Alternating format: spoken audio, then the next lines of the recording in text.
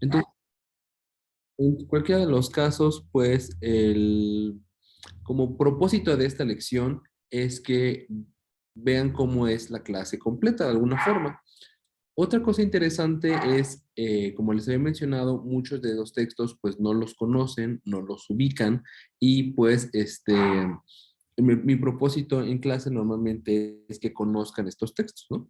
De nuevo no se van a poner a leer la Ilíada y la Odisea ahorita, ¿no? Unos semanas antes de su examen, pero sí ayuda mucho que ustedes conozcan las historias de forma extremadamente resumida, porque de esa forma las van a poder clasificar en el orden correcto, ya sea tanto de su publicación, porque les pueden preguntar, de los personajes con los que cuentan y también de el contenido de la misma, ¿no? Del mismo texto. Ahora bien, en literatura, pues hay tres grandes géneros, que es el género épico narrativo, el género lírico y el género dramático o teatral. Estos tres géneros son los más importantes y de ahí se desprenden todos los demás. Para nosotros, el género épico narrativo pues, va a ser el más importante porque ahí se encuentran principalmente las novelas y los cuentos, ¿no? También tenemos las epopeyas, los romances y los cantares de gesta. La verdad es que no nos vamos a concentrar sobre ellos, nos vamos a concentrar principalmente sobre los cuentos y sobre las novelas. Claro que vamos a ver cantares de gesta, claro que vamos a mencionarlos y de hecho platicarles los cantares de gesta es una parte muy importante porque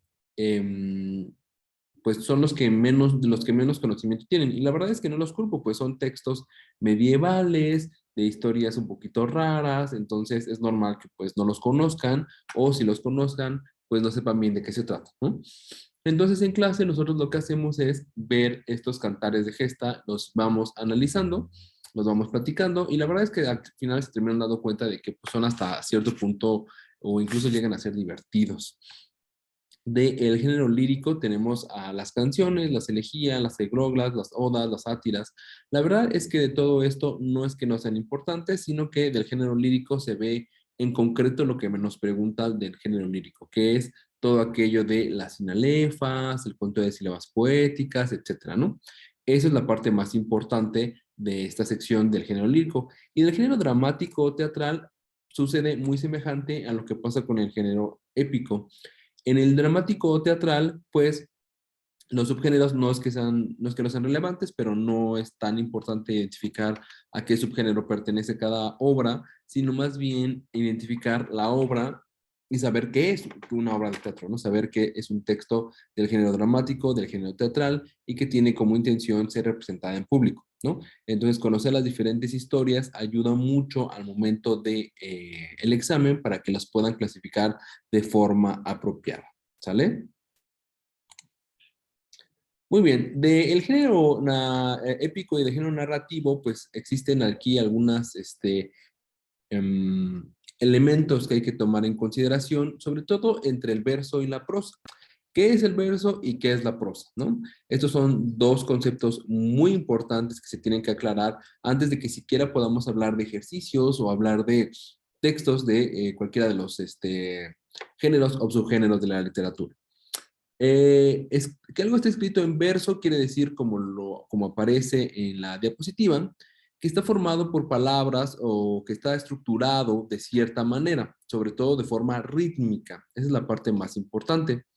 Y se usan cierto tipo de pausas, hay conteo de sílabas, se ocupa una rima, se ocupa una métrica, ¿no? La métrica engloba a todas las reglas de los textos escritos en verso, que quiere decir el conteo de sílabas, si son las sílabas poéticas, las sinalefas, las sucesiones de los acentos, la rima, ¿no? Entonces, normalmente asociamos un texto escrito en verso con los poemas, ¿no? Y no quiere decir, o no quiero tratar de decir que los poemas no están escritos en verso, porque sí, efectivamente los poemas están escritos de esta manera particular. Sin embargo, no son los únicos textos que están escritos en verso. Hay poemas que pueden estar, digo, poemas, cuentos o eh, novelas que pueden estar escritos en verso, ¿no? O alguna sección de la novela o alguna sección del cuento puede estar escrito en verso. ¿Esto qué quiere decir?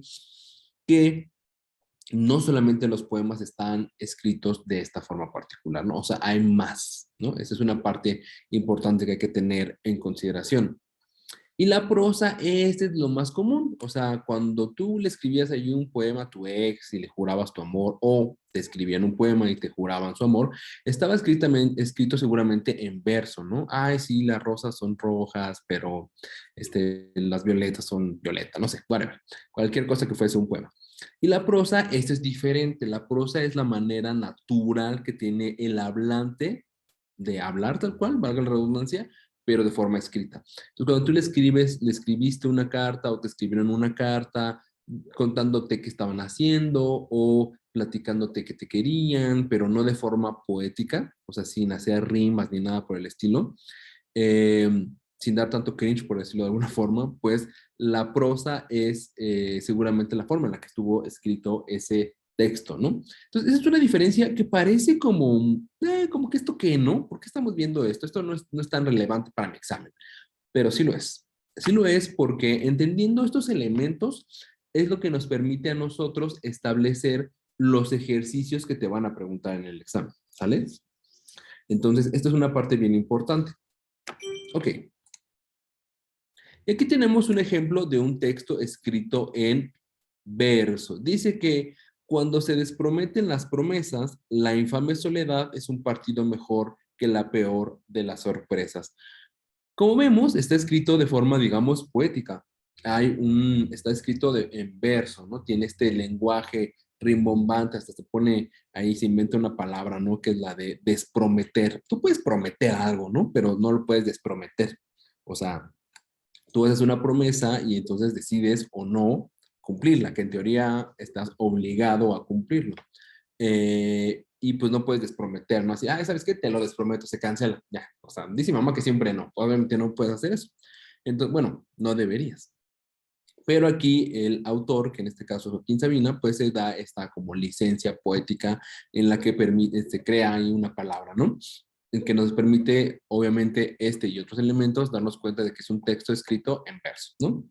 No, ya no vamos a entrar más en detalle en cómo se resuelve todo esto, pero claramente es un tema interesante de ver, sobre todo porque es algo que nos van a preguntar, ¿no? En el examen, ¿no? Lo que me interesa el día de hoy que veamos, además de esta diferenciación de los textos escritos en verso y de los textos escritos en prosa, vamos a ver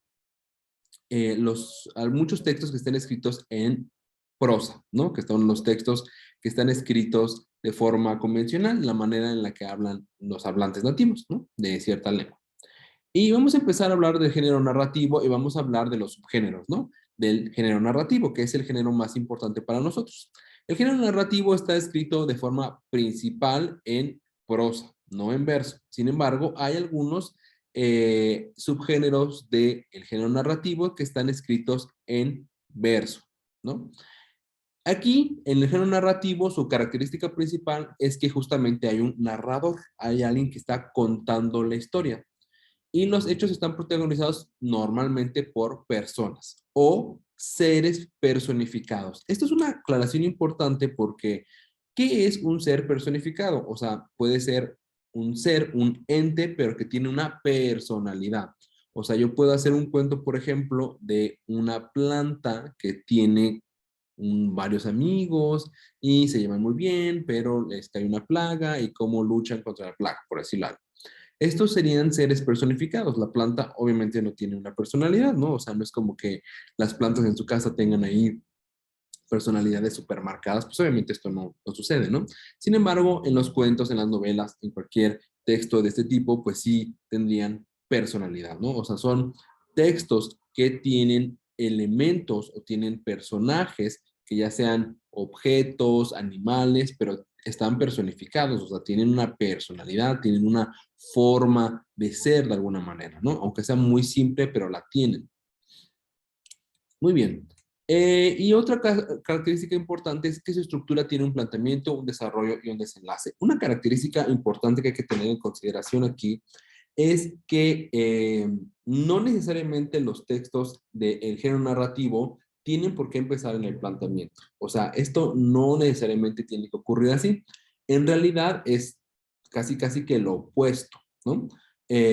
¿Por qué? Porque normalmente empiezan con el planteamiento, pero la verdad es que los textos más modernos pues ya no hacen eso, ya no siguen esta lógica de, planteamiento, desarrollo, desenlace. No, hay algunos textos, como es el caso de El túnel de Ernesto Sabato, que es un autor de origen argentino. En El túnel, el autor, Ernesto Sabato, empieza con el desenlace. Es un poco raro de pensar, ¿no? Que inicie algo con el desenlace, pero es algo que cada vez es más común. Este tipo de estructuras se les conocen como en espiral, porque inicio en el desenlace, me paso al desarrollo y termino en el planteamiento. Ahora bien, ¿por qué digo que empiezan con el desenlace? Bueno, en este texto de El túnel de Ernesto Sabato, el autor te spoilea al final.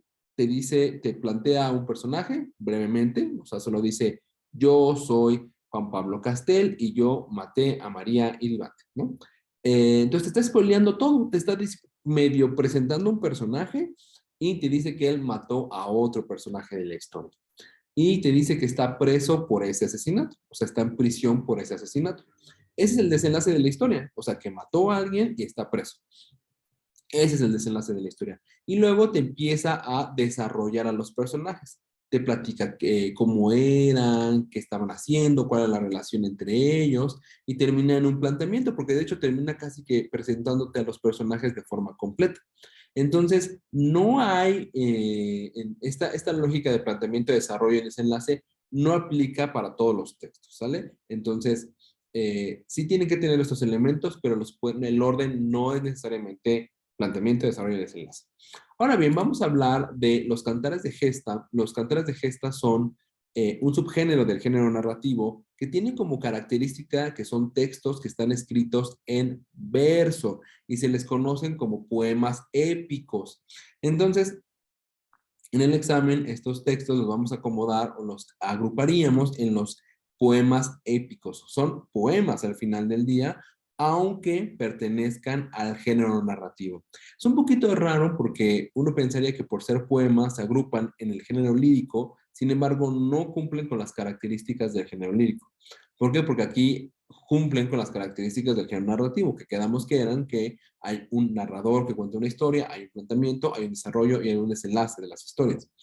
Los tres cantares más importantes es el Cantar del Mío Cid, la Canción de Rolando y el Cantar de los Nibelungos. Son estos tres los elementos más importantes. Y cada uno, de hecho, cuenta las hazañas de un héroe diferente y, curiosamente, cada uno cuenta la de un héroe de una nación distinta, ¿no? El Cantar del Mío Cid, la Canción de Rolando y el Cantar de los Nibelungos. Vamos a hablar en esta sesión del Cantar del Mío Cid. En las sesiones completas vamos a hablar de la Canción de Rolando, el Cantar de los Nibelungos. Para el día de hoy solamente vamos a tomar en cuenta el Cantar del Mío Cid. Lo que sí voy a mencionar es que al país al que pertenece cada uno. El Cantar del Mío Cid es un cantar que pertenece a España, mientras que la Canción de Rolando es un texto que le pertenece a Francia. Y el Cantar de los Nibelungos es un texto que le pertenece o de origen alemán, ¿sale? Bueno, en realidad era ahí como de lo que hoy es Austria, una parte de Alemania, pero bueno, se considera típicamente de origen alemán. Muy bien, vamos a empezar a hablar de El Cantar del Mío Cid. El Cantar del Mío Cid es una historia, es un cantar, es un poema épico, en donde nos muestran o nos enseñan o nos cuentan, nos cantan las hazañas de un héroe. Pero antes de hablar del héroe nos dan un poco de contexto. Eh, Nos sitúan en la España medieval, una España que tal vez algunos de ustedes lo sepan, tal vez otros no lo sepan, pero todo el sur de España durante la Edad Media, bueno, antes y durante la Edad Media estuvo controlado por los famosos moros. Tal vez han escuchado esta frase de no hay moros en la costa. Los moros, a lo que hace referencia este famoso dicho, son a los musulmanes que vivían o habitaban en el sur de España. Los árabes musulmanes conquistaron el sur de España y vivían ahí con toda tranquilidad, pero tenían conflictos con los pobladores del norte que eran de origen cristiano. Entonces, como vemos, aquí en literatura hasta vemos un poquito de historia. Y el Cantar del Mío Cid habla de la unificación de los reinos españoles, de los reinos de España, antes de que siquiera España existiera como tal. Como nosotros sabemos, España pues es todo el territorio aquí marcado y que tiene un rey, etcétera. Pero antes de que eso sucediera, la historia del Mío Cid explica cómo es que ese país llegó a ser el país que es. La historia comienza con un rey anterior a los que vemos aquí, que de hecho es el papá de ambos, es el rey Fernando. Este muere y le hereda los reinos más importantes a sus hijos. Es el reino de León y el reino de Castilla. Ambos reinos son un poquito diferentes. Castilla se le conoce así por los numerosos castillos de la zona, mientras que León es una región más fría y boscosa al norte de lo que hoy conocemos como España. Castilla se lo queda el rey Sancho. Sancho es un rey bonachón, buena onda, que se le preocupa por su gente, mientras que León se lo queda Alfonso. Alfonso es un rey que es un poco más astuto, más ambicioso y que tiene intenciones de quedarse con ambos reinos y ser el rey de toda la España cristiana. Bueno, en un primer momento, pues cuando el padre de ambos muere, pues se heredan los reinos, entonces España queda dividida en los reinos de León, en los reinos de Castilla, hay otros reinos como el reino de Aragón, entre otros, pero de estos no vamos a hablar ahorita. En cualquiera de los casos, el rey Alfonso empieza abiertamente a conspirar contra su hermano y muy rápido estalla una guerra entre Castilla y León. Entonces los reinos cristianos empiezan a tener conflictos y empieza a haber una guerra entre ambos reinos. Déjenme... Aquí está. Ah, no, no es este. Uy. Listo poner para dibujarles. Pero como se me desaparece el cursor. Ahí está. Muy bien. Empieza a ver, ignoren esta flechita que está aquí. No la puedo, no sé, creo que sí la puedo borrar, a ver. No me deja. Ahí está. Muy bien.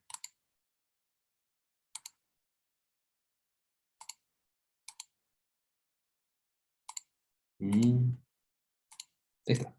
Muy bien, entonces empieza a haber una guerra entre el Reino de León y el Reino de Castilla. Las tropas de León empiezan a marchar sobre Castilla y la verdad es que las tropas de Castilla no eran las mejores.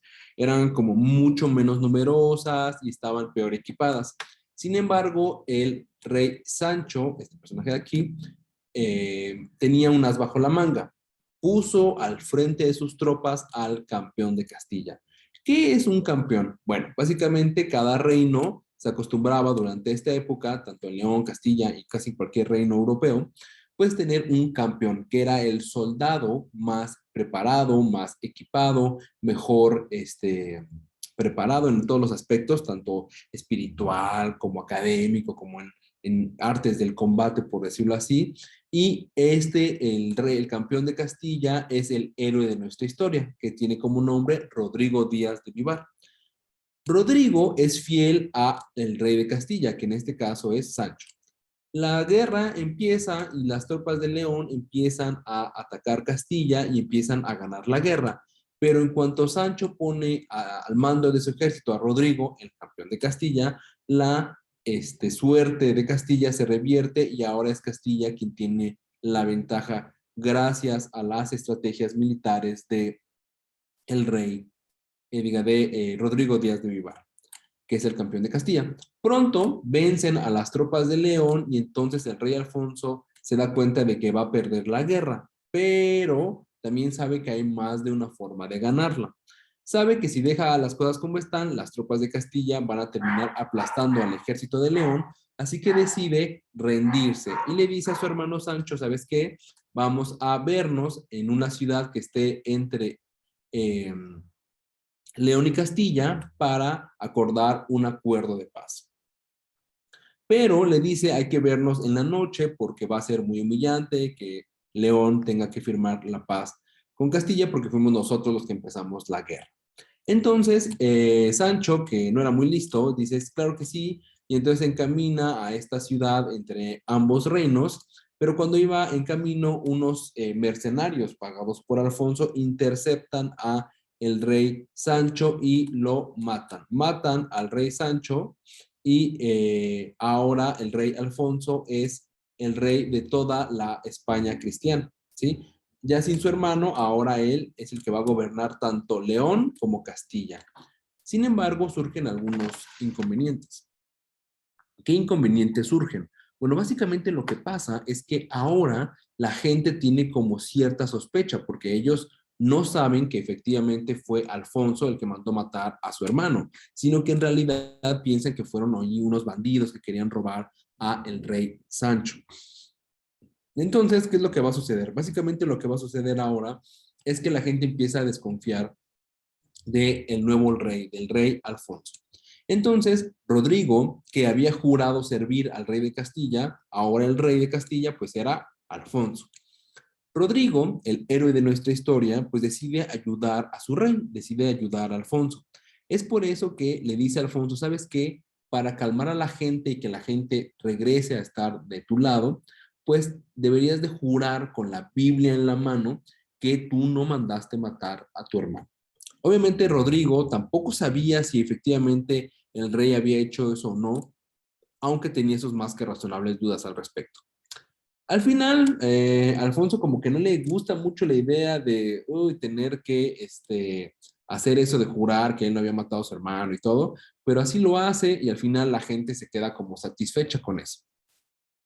Ahora bien, el rey Alfonso ve con cierto recelo a el campeón de Castilla, a Rodrigo Díaz de Vivar. ¿Por qué? Porque la gente lo quiere mucho y tanto leoneses como castellanos le tienen mucho aprecio por ser un gran militar. Así que al malvado rey Alfonso se le ocurre un plan muy interesante. Dice, bueno, ya que tengo toda la España cristiana unificada, voy a iniciar una guerra contra los moros. ¿Con qué propósito? Pues de quitarle territorio a los moros y expandir el reino cristiano de España, ¿no? Y además expulsar a los infieles, ¿no? La idea es expulsarlos o sacarlos hasta el mar, ¿no? O sea, que toda la parte continental de España quede a manos de los cristianos. Entonces, el rey Alfonso le parece una excelente idea y dicen, bueno, es ganar, ganar. Voy a poner al frente del ejército a Rodrigo y si Rodrigo se muere durante las peleas, pues ya me quité a un peso de encima. Pero si Rodrigo logra ganar territorio para el reino de España, entonces es ganar también para mí, porque ahora expande mi imperio, ¿no? Entonces el rey Leo, perdón, el rey de León, el rey Alfonso, así lo hace. Déjenme, doy para la siguiente. Ok, no me deja por alguna razón desconocida. Listo. Muy bien, entonces ahora Rodrigo, de hecho un poquito antes de que lo llamen el Cid, va a una de las primeras y más importantes misiones. Esta, hmm, esta misión es muy importante porque es la que va a ser el que la apoden el famoso Cid. Ahora bien, Rodrigo es enviado a la ciudad de Toledo. Toledo es una ciudad que se encuentra entre la España cristiana y la España mora, pero que en realidad pertenece a los moros. Toledo es una ciudad grande, importante, en donde cristianos y moros viven sin animosidad. ¿Esto qué quiere decir? Pues viven ya sin tener tantos conflictos, porque han estado tanto tiempo moros y cristianos viviendo juntos que ya no tienen como que mucho problema en convivir de alguna manera. Entonces, ¿qué es lo que termina sucediendo? En la ciudad de Toledo hay un conflicto político y el gobernante de la ciudad, el señor de Toledo, pues muere y entonces empieza una guerra civil al interior de la ciudad, entre los diferentes bandos que quieren hacerse con el poder al interior de la ciudad. Entonces el rey Alfonso aprovecha la situación y dice, bueno, voy a mandar a mi ejército a manos, bueno, a cargo de Rodrigo, y Rodrigo tiene que llegar a Toledo y reclamar Toledo para la cristiandad. Entonces Rodrigo llega hacia la ciudad de Toledo y sin derramar sangre, sin que desenvainar su espada, de hecho, logra calmar a la población. ¿Por qué? Porque Rodrigo era muy popular, se sabía que era un gran guerrero y tanto moros como cristianos lo respetaban. Cuando llega a la ciudad de Toledo, llega con el ejército cristiano del rey Alfonso y les dicen que van a poner orden a la ciudad y que ahora la ciudad va a estar a manos del reino de Castilla y de León, del reino cristiano, ¿no? Entonces, así lo hace, Rodrigo entra a la ciudad y Rodrigo reclama Toledo para la cristiandad. Ahora bien, los ciudadanos de Toledo pues estaban muy agradecidos porque acabó con el caos que reinaba cuando el antiguo señor de Toledo murió. Entonces, de haber un caos, ahora hay orden y un futuro prometedor ahora en el reino cristiano. Y entonces la gente sale de las ventanas y sale a la calle a recibir a Rodrigo y al ejército y les avientan rosas y los moros lo empiezan a apodar el Cid campeador. Cid, esta palabra, significa o proviene del árabe y tiene como significado señor. Y campeador significa conquistador. Lo empiezan a apodar mi señor el conquistador, el mío Cid, el Cid campeador, ¿no? Mi señor el conquistador. Entonces, pues ya tiene un apodo acá súper perrón, ¿no? O sea, mi señor el conquistador. Entonces, Rodrigo ahora es, si antes era popular, ahora es el doble o triple de popular. Es todo un influencer de la época, todo el mundo lo conoce, todo el mundo habla de sus hazañas y hablan de la hazaña de tomar una ciudad sin derramar sangre, ¿no? Sin que haya habido una guerra de por medio. Y uno podría pensar que ahora el rey Alfonso va a estar fascinado porque ahora tiene una nueva ciudad bajo su reino. Sin embargo, esto no es así. El rey Alfonso, ahora consumidos por los celos y por la rabia, pues ve que cada vez más gente quiere a Rodrigo. Entonces, Alfonso acusa a que el Cid reclamó Toledo para su gloria personal, como diciendo, tú reclamaste la ciudad para ti mismo y no para el reino de España, ¿no? No para el reino cristiano. Entonces, en un arrebato, pues el rey Alfonso exilia a Rodrigo, lo saca de Castilla y ahora Rodrigo tiene que vagar solo por los desiertos páramos de Castilla, acompañado únicamente de su caballo Babieca, nombre importante que hay que recordar, y de su espada Tizona, otro nombre importante a recordar.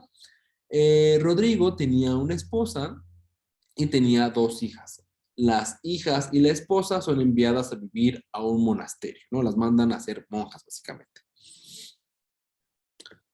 Pero lo que no tenían en cuenta o lo que no tuvo en cuenta el rey Alfonso o lo que él pensó es que Rodrigo iba a estar vagando por el desierto, se iba a morir. Sin embargo, la leyenda del Cid es muy popular y lo invita a su hogar el señor de Zaragoza, el gobernante de Zaragoza, y Zaragoza es una ciudad que le pertenecía a los moros. El señor de Zaragoza es Mutamid. Mutamid es el gobernante de Zaragoza y es un moro, es un musulmán, es un árabe, ¿no? Al final, Mutamid tiene mucha curiosidad de Rodrigo porque sabe que es un hombre muy culto, que es un hombre muy fuerte y pues que hay toda una leyenda detrás de él. Así que invita al Cid a Zaragoza.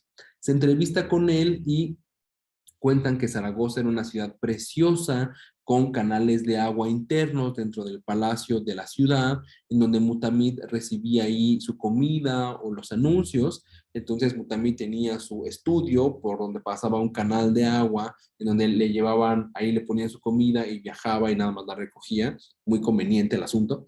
Y Mutamid pues se entrevista con Rodrigo. Cuando se entrevista con él, pues se cae muy bien. Mutamid dice, no, pues este cuate, aunque sea cristiano, pues es un tipazo y pues yo lo quiero tener de mi lado. Y nombra a Rodrigo el campeón de Zaragoza, ¿no? Vuelve a Rodrigo, le da un castillo, le pone soldados a su cargo y todo.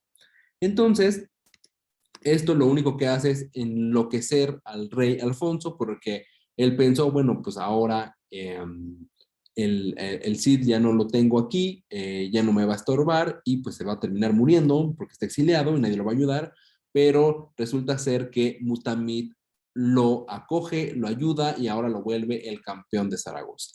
Entonces, el rey Alfonso y uno de sus aliados, el conde de Berenguer de Barcelona, que es otro personaje menor en nuestra historia, deciden que van ahora a atacar Zaragoza. El rey Alfonso obviamente lo que quiere hacer es acabar con el Cid, pero con el pretexto de reclamar Zaragoza para la cristiandad, pues decide invadir Zaragoza, invadir la ciudad. Y Mutamid, pues obviamente le pide ayuda a Rodrigo. Cuando ve que las tropas cristianas del rey Alfonso se aproximan hacia Zaragoza, Mutamid le pide ayuda al Cid, porque pues recuerden que le puso un castillo, le puso soldados a su cargo y todo. Pero Rodrigo, el Cid, pues dice que no lo puede ayudar, que lo lamenta, pero no puede porque él juró lealtad al rey de Castilla y le guste o no, el rey Alfonso es el rey de Castilla. Entonces, no puede desenvainar la espada contra su legítimo señor, contra su legítimo, como amo, por decirlo así, porque es una visión medieval el asunto. Y entonces Mutamid se queda así como de, no, man, o sea, después de que te ayudé, te recogí del desierto, te puse un castillo y todo, no me vas a ayudar, qué poca. Pero Mutamid no se va a quedar con los brazos cruzados viendo cómo los cristianos toman su ciudad.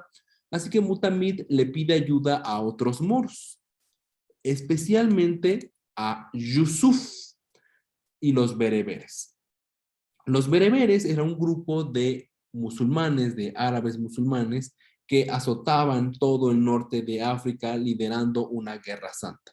Recuerden que para los moros, o para los musulmanes, incluso hoy en día, para muchos, está el sueño del gran califato, que es controlar todo el sur de Europa y todo el norte de África y Medio Oriente, porque esas son las tierras de alguna forma que ellos aseguran que les pertenecen y que les prometió su profeta Mahoma, así como para los judíos es Jerusalén, para muchos musulmanes esta idea del gran califato aún existe, pero para esta época pues todavía más, sobre todo porque los bereberes o estos musulmanes pues controlan todo el norte de África. Recuerden que moros y bereberes no son igual. Los moros son un tipo de musulmanes y los bereberes son otro tipo de musulmanes. Así como dentro de la cristiandad hay como diferentes sectas, o sea, no va a ser lo mismo un católico apostólico y romano que un cristiano, ¿no? Los cristianos pues tienden a ser un poquito más intensos, no reconocen a los santos, mientras que los católicos sí, ¿no? Y los católicos son como más light, como más laxos, o no van a ser lo mismo que los mormones, ¿no? Que no pueden tomar café y se aíslan y ven bien el incesto, cosas por el estilo, o diferentes sectas dentro del mismo, la misma cristiandad de alguna forma, ¿no? Lo mismo pasa con los musulmanes. Los moros, pues, son un tipo de musulmán y los bereberes son otro tipo de musulmán, ¿no? Los bereberes, pues, son como más agresivos porque tienen una visión de que hay que hacer la guerra para propagar la fe musulmana. Lo mismo que pensaban muchos cristianos de la época. El líder de estos bereberes es Yusuf, que es un hombre al que cuenta la leyenda que nunca mostraba su rostro. Siempre lo único que podíamos ver de él era pues el antifaz, no podíamos ver sus ojos, pero nunca mostraba su rostro.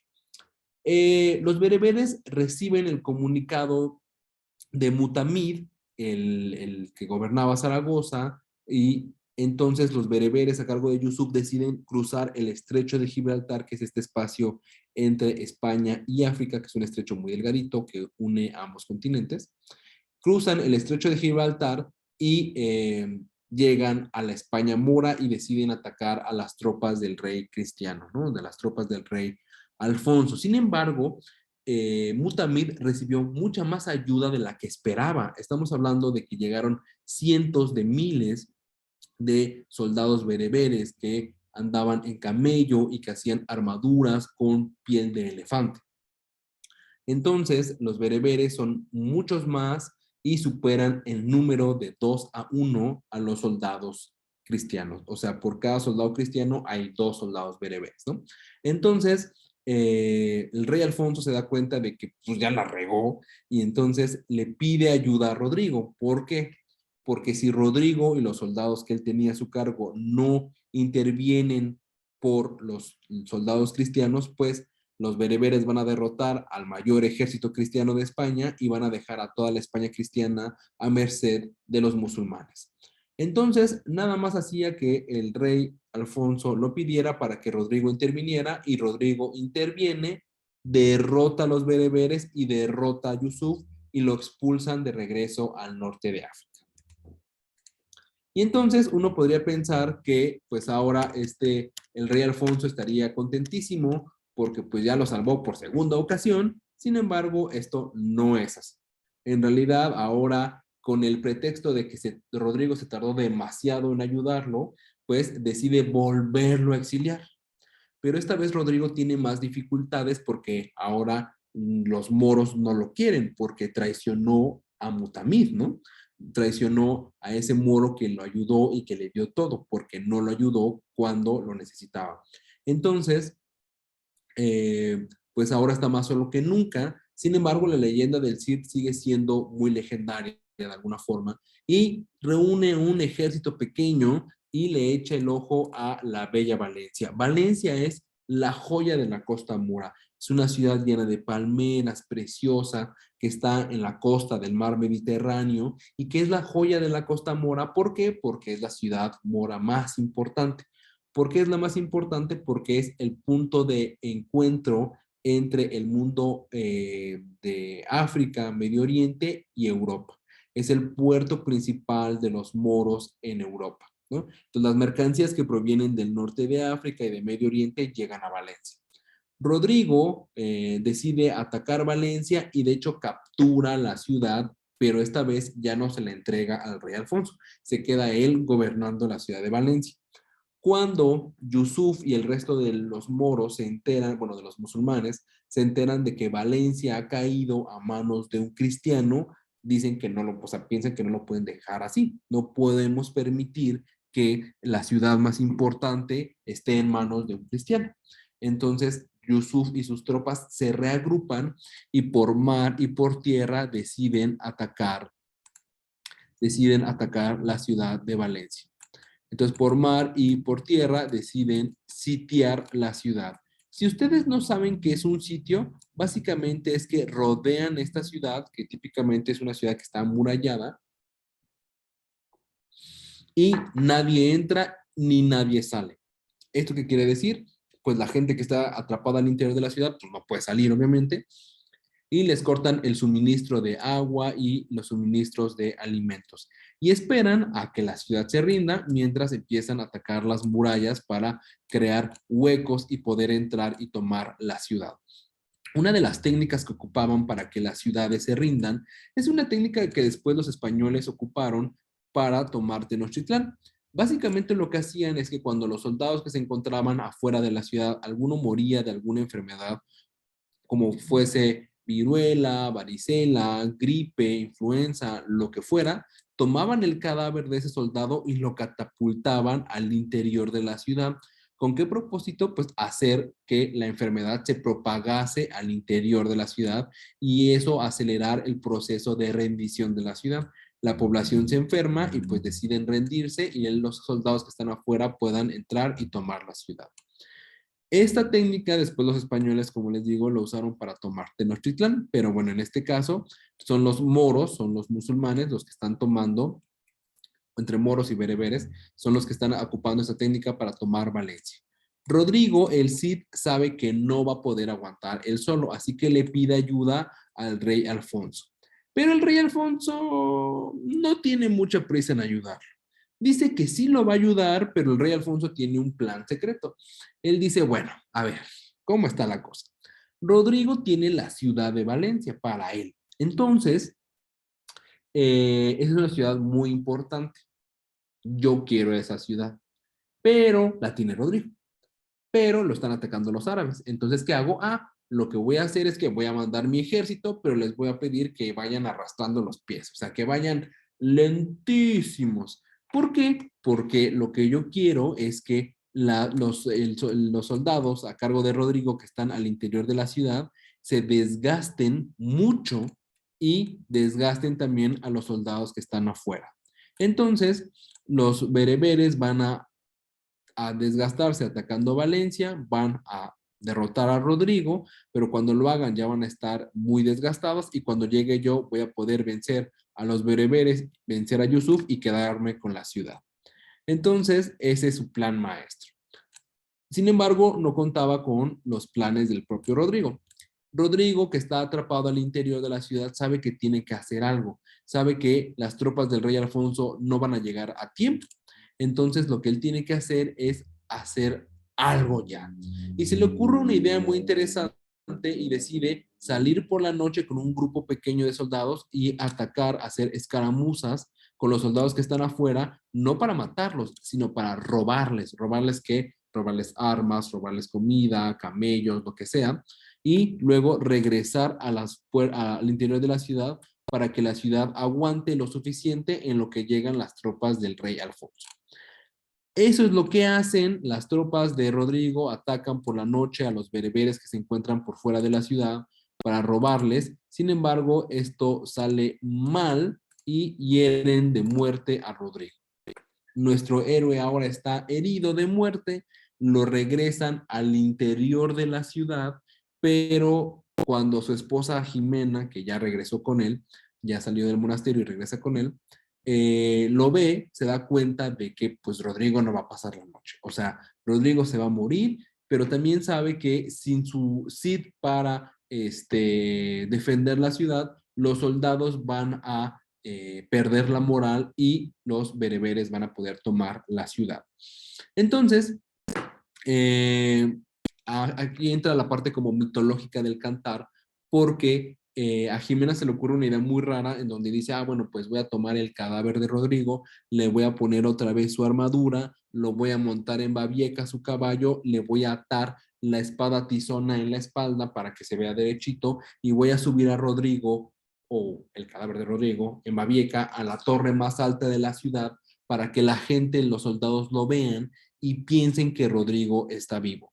Así, si piensan que Rodrigo sobrevivió a ese ataque mortal, pues los soldados van a tener una enorme moral, van a poder resistir el ataque bereber y entonces van a llegar las tropas del rey Alfonso y van a poder derrotar a los bereberes. Así lo hace, no sé cómo es que engañó a la gente con eso, pero engaña a los soldados resisten, llegan las tropas del rey Alfonso, el rey Alfonso derrota a los bereberes, ingresa a la ciudad y ahora sí como que estaba muy arrepentido porque ya se dio cuenta de que Rodrigo murió. Entonces, como Rodrigo murió, pues híjole, como que está medio arrepentido por lo sucedido y decide, pues sí, que Valencia pertenezca al reino cristiano de España, pero en agradecimiento a Rodrigo por los años de servicio, permite que su esposa, Jimena Díaz, gobierne la ciudad de Valencia. Y eso es un dato interesante porque Jimena es un personaje real y Jimena es tal vez la de las poquitas, si no es que la única, mujer gobernante así de la Edad Media y sobre todo de España. Entonces, bueno, el cantar nos, como ven, nos está contando la historia de España a través de este héroe, que efectivamente existió, pero obviamente el cantar, pues ahí como que ensalza y endulza algunas de las cosas que hacía Rodrigo, ¿no? Yo solo les estoy contando como una visión súper resumida de un cantar de un libro bastante largo. Recuerden que los cantares de gesta no tienen un autor, son historias, son cantares, se cantan. Los soldados se reunían y empezaban a cantar las historias de Rodrigo, las historias del Cid, y era así como conocimiento popular, pero no tienen un autor porque conforme fue pasando el tiempo, pues la historia se fue como deformando, se le fueron agregando cosas o quitándoles, etcétera, etcétera. ¿Sí queda claro? Ese es una de las características del cantar, o bueno, de los cantares.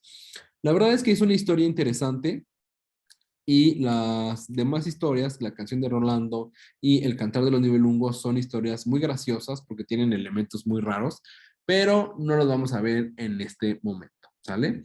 Eso será para nuestro curso ya completo, ¿sale? Vamos a guardar ahí como un poquito de lo mejor. De las novelas y las novelas que típicamente les van a preguntar, hay muchas novelas que les van a preguntar, por supuesto. De hecho, con cada curso, con cada año, este número aumenta. Sin embargo, vamos a mencionar solamente algunas de las más importantes. ¿Sale? En este caso vamos a hablar de El Principito. Así es, El Principito es una novela, no es un cuento, es una novela escrita por Antoine de Saint-Exupéry, que es una historia bien interesante, como una curiosidad del Principito.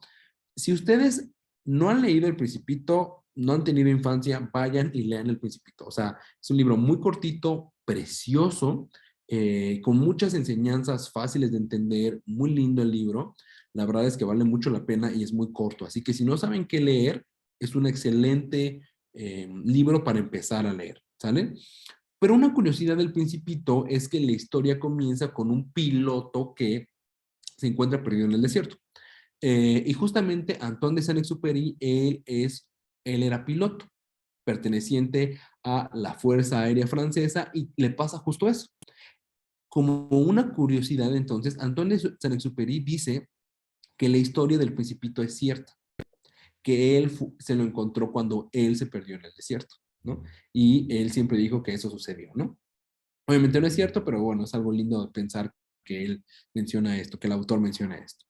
Otra novela clásica, no vamos a hablar del Principito porque de verdad es un libro, un must, o sea, es el libro para empezar a leer. O sea, si ustedes de nuevo no lo conocen, léanlo. Si ya lo leyeron, vuélvanlo a leer. Es un libro precioso, muy cortito, es una novela corta, muy linda. Luego tenemos Al coronel no tiene quien le escriba. El coronel no tiene quien le escriba es una novela de García Márquez, un poquito rara. Les voy a dar un mini resumen para que sepamos de qué habla El coronel no tiene quien le escriba. Básicamente nos habla de un coronel que peleó en la guerra de los 100 días de Colombia. Fue una guerra civil en Colombia, este cuate peleó allí, ya está grande y vive, pues, vive ahí apenas, vive muy pobrecito porque pues él ya está retirado, se supone que le va a llegar su pensión, pero todavía no le llega por alguna razón. Vive ahí con su viejita en un lugar bien amolado, bien, bien gacho, ahí en Menchaca 4, hagan de cuenta, así bien, bien amolado. Apenas si tienen ya para comer el pobre coronel. El coronel y su esposa lo único que tienen es un gallo de pelea con el que van, lo llevan a los palenques, por decirlo de alguna forma, apuesta para que su gallo gane y con eso es lo único con lo que se mantiene. El coronel va todos los días a la oficina de correos preguntando si ya le llegó su pensión o si ya ha llegado alguna de las cartas del banco en el que supuestamente le va a llegar su pensión y todos los días le dicen lo mismo. No, señor, nadie le ha escrito, no tenemos aquí nada. Entonces el coronel en una ocasión se encuentra en un palenque, su gallo de peleas gana una pelea importante, se gana un poquito de dinero y en eso un gringo se aparece y le ofrece dinero por su gallo. Le dice algo así como, te doy $1000 por tu gallo. Y el coronel como que no está muy convencido, pero se pone a pensar, no manches, $1000, o sea, con eso, no manches, ya se acabarían mis problemas económicos, al menos por un buen tiempo. Entonces como que se queda pensando y le dice, no, no te lo voy a vender. Y se va. Y llega con su esposa y le cuenta a su esposa lo sucedido. Le dice, ¿qué crees, viejita? Fui y el gallo ganó y un gringo se acercó y me dijo, te doy $1000 por tu gallo. Y entonces la viejita dice, no manches, a fuerza, ahora sí, vamos a salir de todos nuestros problemas económicos, vamos a tener que comer, vamos a poder arreglar la casa, o sea, súper bien, ¿no? Y en eso ve al gallo ahí al fondo y dice, no, ¿por qué no lo vendiste, güey? Y entonces el coronel le dice, no, pues simplemente no lo hice. Y entonces la esposa le pregunta, al final del libro, le pregunta al coronel, ¿y qué vamos a comer? Y el coronel le responde, mierda, pues, ¿qué más? Y se acaba el libro. Es un final muy raro, la verdad, pero la anécdota o lo que busca transmitir Márquez con este texto es cómo a veces tomamos decisiones equivocadas sin tener pensado en el futuro y no nos queda más que comer mierda, como dice García Márquez, ¿no? Entonces, ese es un mini resumen de esta novela, El coronel no tiene quien le escriba. Y luego tenemos A la vuelta al mundo en 80 días de Julio Verne, Jules Verne. Eh, Esta es una historia fascinante, es una novela corta, muy bonita, también es excelente por si no saben qué leer. Eh, Básicamente nos habla de un personaje, el personaje principal, que es Phileas Fogg. Phileas Fogg es un personaje, es un adinerado inglés que vive en Londres, que se junta con otros hombres blancos, heterosexuales, adinerados ingleses en un club en donde van otros hombres adinerados ingleses. Y Phileas Fogg pues está ahí reunido con sus colegas, con sus pares, y en una de esas a Phileas Fogg se le bota la canica y dice que él puede darle la vuelta al mundo en al menos 80 días. Y pues los demás que están ahí reunidos con él le dicen que pues no digas tonterías, Phileas, obviamente pues no se puede, o sea, no hay manera en la que tú puedas hacer eso es imposible. Entonces Phileas dice, no, sí se puede, es más, vamos a apostar a que sí se puede. Y si no se puede, pues yo les pago, y si no, pues ustedes me pagan. Entonces, pues apuestan para ver si puede o no puede darle la vuelta al mundo en 80 días. Entonces Phileas Fogg se embarca hacia la aventura.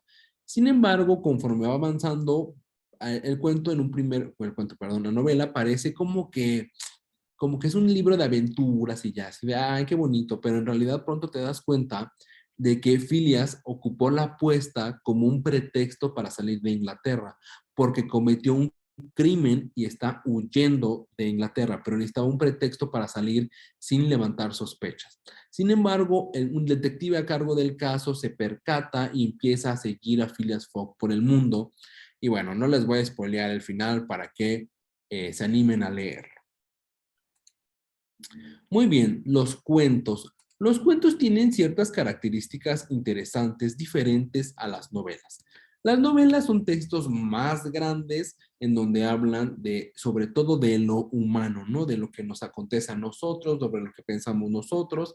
Sin embargo, los cuentos pues son más simples, son más breves. Aquí como un ejemplo dejo La Máscara de la Muerte Roja de Edgar Allan Poe, pero Poe tiene muchos otros cuentos. Eh, los cuentos de Poe son de terror, digo terror entre comillas porque no dan miedo, pero sí ocupa algunos elementos como macabros, por decirlo así. La Máscara de la Muerte Roja es un excelente ejemplo, no lo vamos a platicar aquí, pero es un buen ejemplo. Entre otros tantos cuentos, ¿no? Luego, la Ilíada y la Odisea, de los cuentos no andamos tanto porque después en clase yo les pongo una lista de los cuentos que usualmente preguntan y platicamos algunos, pero en este caso nada más nos vamos a omitir y nos vamos a concentrar en otros puntos importantes. Un punto bien importante es la Ilíada y la Odisea. Digo que es muy importante, pero más o menos. Son textos muy importantes para la historia universal, pero para el término de su examen, pues la verdad es que por muchos años estaban obsesionados los de la escoba con la Ilíada y la Odisea. O sea, de verdad se pasaban de lanza. O sea, te preguntaban hasta de cuál calzaba Aquiles, así. O sea, eran bien intensos con la Ilíada y la Odisea. Y lo fueron por muchos años. Por eso asumo yo que como estuvieron obsesionados por tantos años con la Ilíada y la Odisea, pues ya dejaron de hacerlo. Y por eso ya no es nada común que te pregunten sobre la Ilíada y la Odisea. Pero bueno, la Ilíada y la Odisea son epopeyas griegas, son textos escritos en verso, o sea, son como poemas largototes, y cada uno habla de cosas diferentes. Vamos a hablar muy brevemente de la Ilíada y de la Odisea, pero muy brevemente. La Ilíada es la guerra de Troya, ¿no? Cuando Grecia invade Troya, porque se oponen al matrimonio de Paris y Helena, ¿no? Y también involucran a los dioses. Se supone que los Iris, una diosa, va a hacer un concurso de belleza y a la que gane le va a dar una manzana hecha completamente de oro. Y las concursantes es Atenea, diosa de la sabiduría, Afrodita, diosa de la belleza, y está Hera, diosa del espacio y esposa de Zeus, nada más y nada menos. Entonces, en la competencia, para escoger quién va a ser la diosa más bonita, la diosa más guapa, decide Iris que lo debe de escoger el chavo más guapo y buena onda del momento, que en ese caso era Paris de Troya. Paris se cuenta que era un vato guapísimo, buen guerrero, un príncipe, y va a ser él quien va a elegir quién es la diosa más bonita. Entonces, cada una de las diosas quiere sonsacar a Paris para que la elija y cada una le ofrece cosas diferentes. Atenea le dice que si la elige a ella, lo va a hacer súper fuerte. Va a tener la fuerza de 10 hombres, pero a Paris eso se le hace X, porque él ya es muy fuerte de por sí, entonces pues X. Luego, Hera le ofrece dinero, ¿no? Así lo va a volver el hombre más rico de toda Grecia. Pero pues él es un príncipe, no es como que le falte lana, entonces como que... Sin embargo, Afrodita es muy lista y le dice que si le escoge a ella, le va a entregar a Helena. Va a hacer que uno de sus hijos, Cupido, enamore a Helena de él. Entonces, pues Paris dice, no, pues esto sí, puta, qué ofertón, ¿no? Jalo. Entonces decide escoger a esta Afrodita, pero esto desencadena un enorme conflicto porque los dioses se pelean. Hera se enoja porque no la escogieron a ella y decide iniciar una guerra contra Afrodita y el novio slash amante de Afrodita, que es Ares, el dios de la guerra, ¿no? Entonces se pelean Ares, Afrodita y los hijos de Ares y Afrodita contra Hera y Zeus, ¿no? Y por ahí también interviene Poseidón, se mete Hades, se arma un relajo. Al final, pues con lo del famoso caballo de Troya, los griegos ingresan a Troya y terminan ganando la guerra. Y la Odisea es como la segunda parte, por decirlo así, pero básicamente la Odisea lo que va a hablar es de Odiseo o de Homero, diga, de Ulises, perdón. Ambos textos están escritos por Homero. Homero es el autor, estos sí tienen autor. Ulises es Ulises o Odiseo, lo podemos encontrar con ambos nombres. Odiseo o Ulises, cualquiera de los dos nombres lo podemos encontrar. Ulises, me gusta más Ulises porque es menos confuso. Ulises peleó en la guerra de Troya. Y la Odisea habla de cómo ahora tiene que regresar Ulises a su natal Ítaca, que es una isla en donde Odiseo o Ulises vivía. Y pues es una odisea para él regresar, o sea, tiene que atravesar un montón de peripecias y conflictos y peleas, porque se pelea con Poseidón y Poseidón no lo deja navegar, o sea, tardó como 10 años en regresar a su casa. Al final logra regresar y todo bien. Es por eso que cuando algo es muy difícil decimos que es una odisea, porque a Ulises le tomó muchísimo trabajo regresar a su casa. Le fue una odisea para él regresar a su casa, ¿sale? Bueno, eh, con esto vamos, ya con esto hablamos un poquito de lo relevante y de lo divertido y de lo interesante de la clase de literatura, ¿sale? Aún hay mucho de lo que podríamos hablar, pero lo vamos a dejar hasta aquí y vamos a practicar con un Kahoot, con alguna de las cosas que nos llegan a preguntar en el examen. ¿Sale, chicos? Entonces, nada más déjenme preparo el Kahoot para que ponerlo y podamos practicar. Denme un segundito, por favor.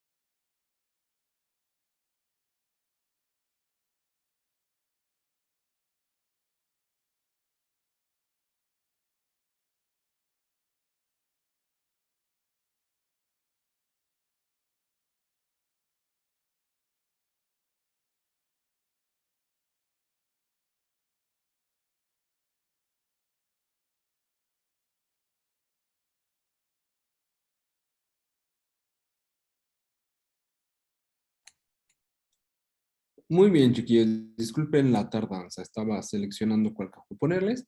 Entonces, vamos a empezar con el cajo del día de hoy. Con algunas preguntas para repasar. Tal vez muchas de las respuestas no la conozcan, pero no pasa nada.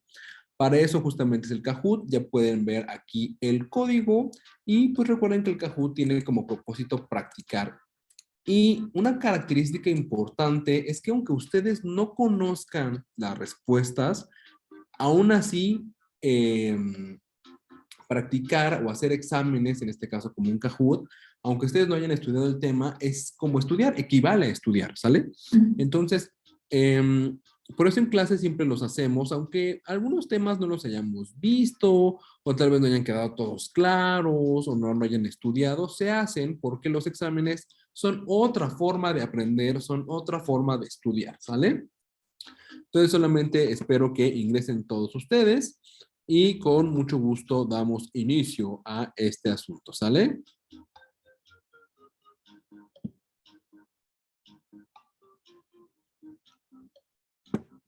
Porque eran como 22 y solamente hay 9 personas aquí. Entonces, espero que se conecten, pues si no todos, la mayoría.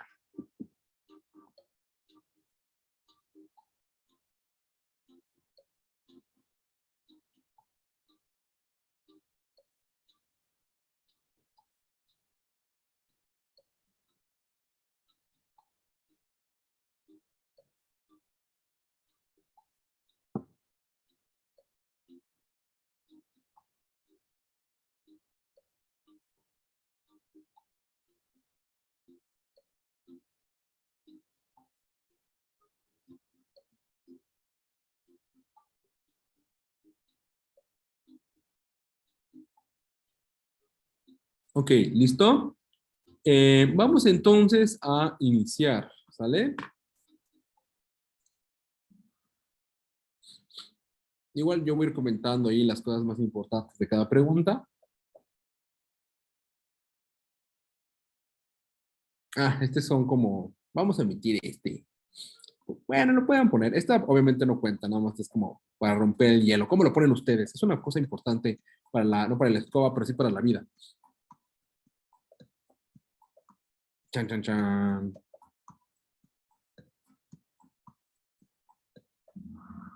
Muy bien. Obviamente esto no suma puntos. Yo normalmente pongo este tipo de preguntas para romper un poco el hielo, que sea más divertido. Pero yo siempre he votado por la A. Yo siento que A es lo correcto. Los que pusieron B, ¿qué les pasa, gente? No hagan eso. Muy bien, vamos a pasar al siguiente. Ahora sí, una pregunta de verdad. Aquí ordena las obras de la más antigua arriba a la más reciente abajo, ¿sale? Entonces, lo que ustedes piensen que sería la obra más antigua la ponen arriba y la obra que ustedes piensen que es más reciente la ponen abajo, ¿sale? Le empiezan a mover. Estos ejercicios son muy buenos porque nos ayudan a entender el orden de aparición de las obras, que es algo que sí nos preguntan en el examen. Entonces, estos Kahoot, este Kahoot lo hice yo, la verdad está muy bien elaborado, no porque lo haga yo, sino porque ayuda a este ejercicio de temporalidad, de saber cuándo apareció una obra y cuándo apareció otra. Muchas veces no recordarán los años, pero los años recuerden que no es lo más importante. Lo más importante es saber el orden de sucesión de los eventos. Posiblemente estas no las conozcan, pero no se preocupen, estamos aquí para equivocarnos y para aprender.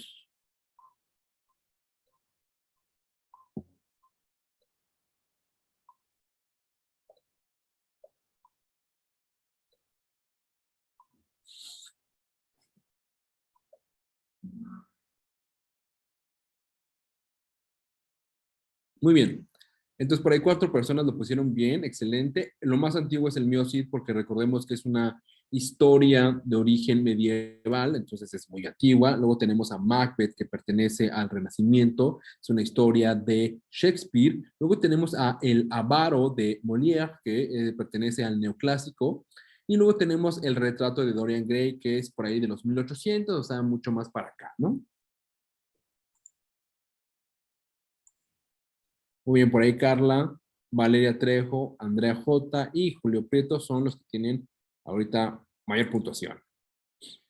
Ahora vamos a la tercera de 20. ¿En qué año se escribió Romeo y Julieta? Tal vez no lo sepan, pero pues a ver, ahí traten de atinarla, a ver cuál creen que sea el año en que se escribió esta famosa obra de Shakespeare, como que qué año les late.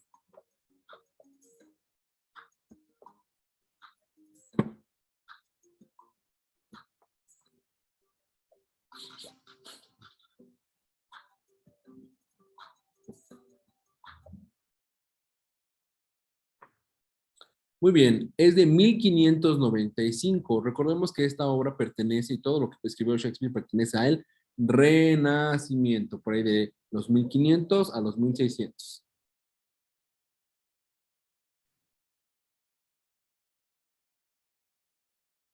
¿Quién es el protagonista de Moby Dick? ¿Quién creen que sea?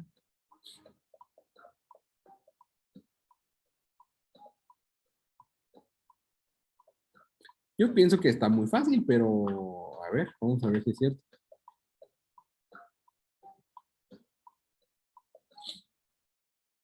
Pues una ballena, ¿no? Que se enfrenta a la caza de ballenas.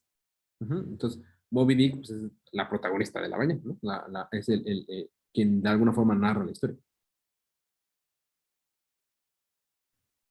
Por ahí desbancaron a los primeros lugares. ¿Verdadero o falso? Fuente Ovejuna lo escribió Lope de Vargas. ¿Ustedes qué creen?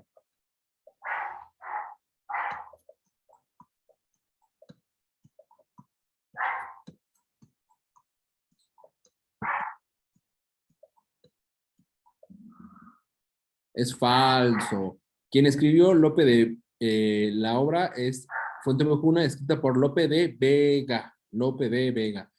Y no, Fuente Ovejuna no habla de fuentes ni de ovejas. Ya después en clase veremos con detenimiento la historia. La verdad es que es una historia bastante interesante.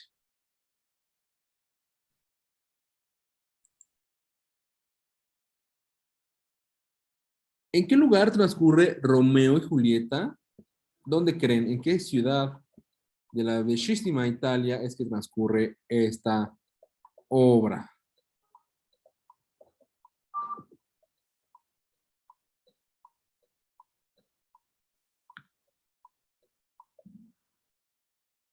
En Verona, Italia. Ujú. Es una pequeña ciudad que de hecho pueden visitar, la que describen en Romeo y Julieta como la casa de Romeo. Es un lugar que existe en la realidad, que se puede visitar y es muy bonito porque en la puerta siempre tiene cartas que adornan con besos la gente que leyó el cuento, bueno, perdón, la obra y que les gusta y que son aficionados de la literatura de Shakespeare, pues han visitado el lugar y le dejan pegado cartas de amor a Romeo. Puzzle. Ordena obras de la más antigua arriba a la más reciente abajo. Vamos a ver qué tanto le saben o por lo menos qué tanta suerte.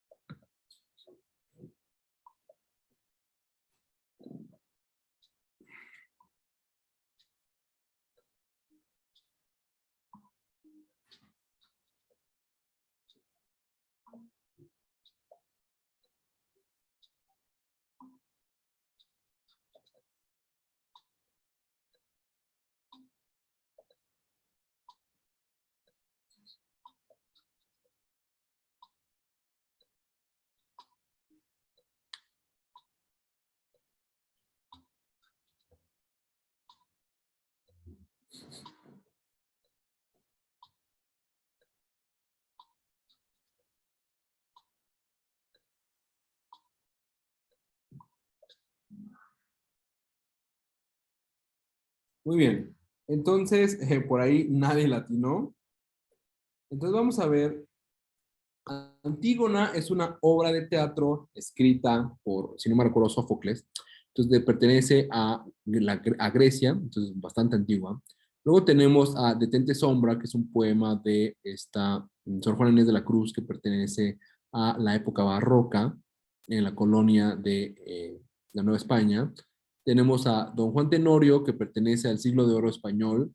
Y luego tenemos a la náusea de Jean-Paul Sartre, que es un filósofo francés del siglo XX, ¿no? Entonces, el orden correcto es este.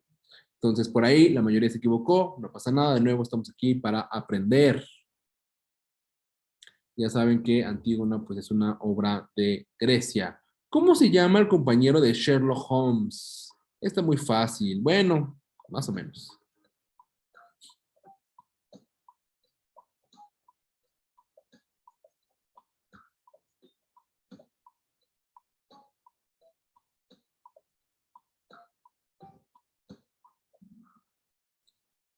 Es John Watson. ¿Y qué profesión tenía John Watson? ¿Alguien sabe? Watson, el asistente de Sherlock Holmes, ¿qué profesión tenía? ¿Alguien sabe? Ahí de pura curiosidad, o que hayan visto la serie. No sé si la serie sea pegada a los libros, pero al menos la película con Robert Downey Jr. sí, es un poquito. Bueno, más o menos. Bueno, la profesión de John Watson es médico, es doctor John Watson, el compañero de Sherlock Holmes. Quiz. ¿En qué año salió a la venta el diario de Ana Frank? Este texto que tal vez los hicieron leerlo ahí más a fuerza que de ganas.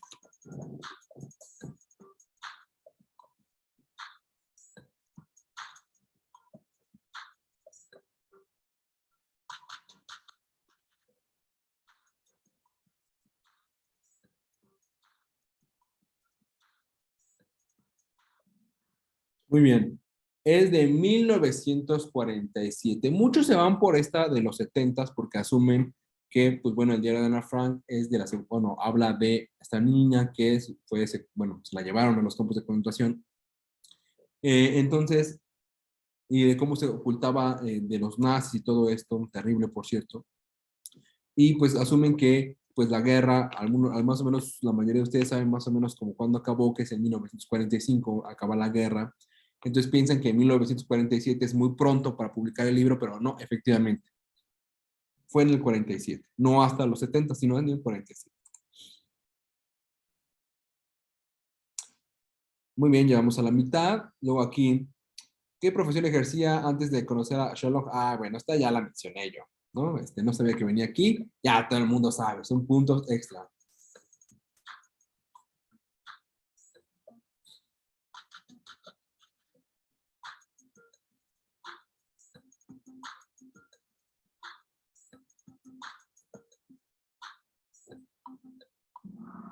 Era médico. Uy, por ahí dos personas no estaban poniendo atención.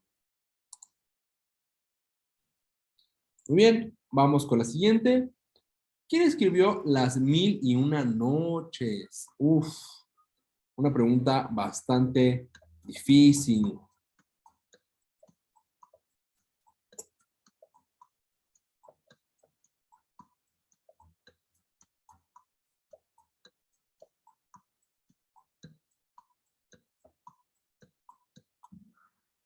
Es anónimo. Es un texto, pues son historias. Las Mil y Una Noches es un grupo de historias que se agrupan en varios libros y no pertenecen a un autor específico. Es anónimo.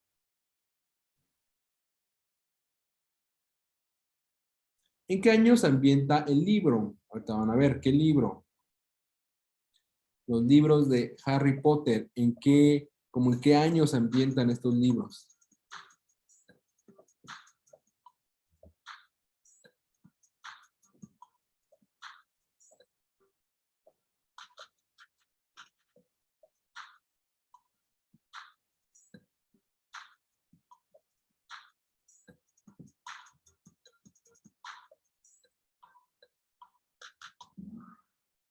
Muy bien. Estos libros se ambientan en las décadas de 1990. Parece como más antiguo, pero en realidad no. 13 de 20. ¿Quién escribió La Divina Comedia? Esta sí es una pregunta de escoba importante.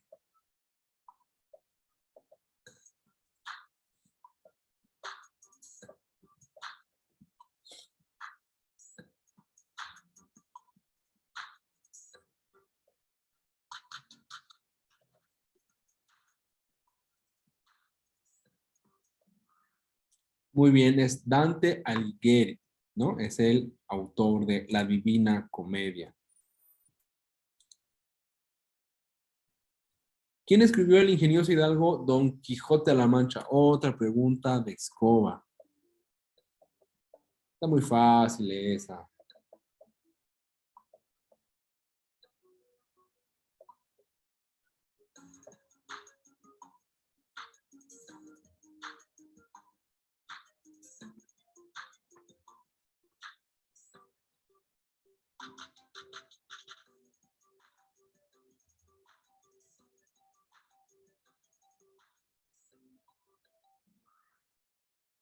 Ok, es Miguel de Cervantes Saavedra, el famoso escritor de Don Quijote de la Mancha. 14 de 20. ¿Quién escribió, qué libro no escribió el famosísimo Edgar Allan Poe?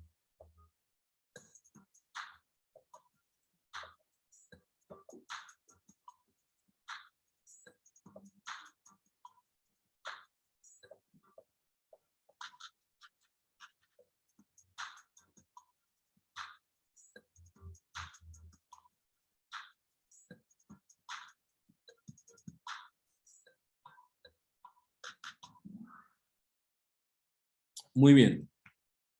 El libro que no escribió Edgar Allan Poe es Hamlet. Hamlet le escribió Shakespeare. Todos los demás sí son cuentos de Edgar Allan Poe, entre muchos otros cuentos y poemas que tiene. Una encuesta. Bueno, vamos a ver qué piensa. Te dieran $20,000 por regresar con tu ex. ¿Lo harías? A ver qué tal. Qué piensa el público? Estas obviamente no cuentan, ¿no? Nada más es un chascarrillo. Pero vamos a ver qué piensan. Yo pienso que la mayoría lo haría, pero no lo sé. Pues dice la mayoría que sí. Unos que hasta gratis. Ojo. Muy bien. 17 de 20.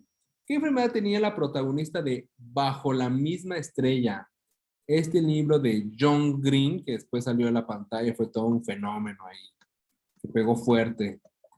Y tenía ahí a niños y niñas berreando en el cine de, no, pobrecita.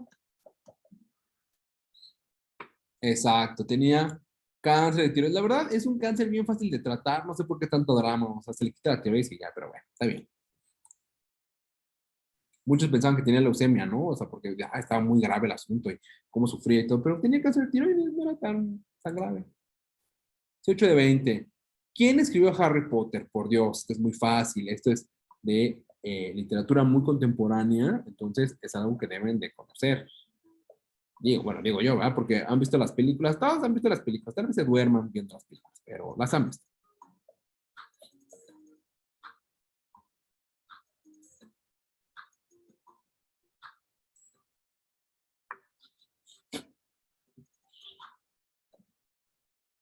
J.K. Rowling, exactamente. Y vamos por la última, no, por la penúltima. ¿Cómo se llama el gato de Alicia en el País de las Maravillas? Gran pregunta. De Lewis Carroll, este famosísimo libro.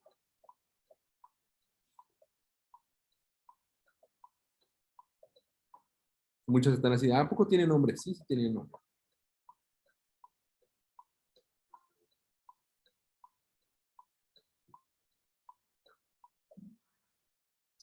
Cheshire o Cheshire, efectivamente. Y ahora sí, para la última, ahí puede ser que Christian derrote a Juan Prieto, pero quién sabe, vamos a ver. ¿De qué género es El Príncipe de la Niebla? De Carlos Ruiz Zafón. Ahí la portada les puede dar tal vez un indicio.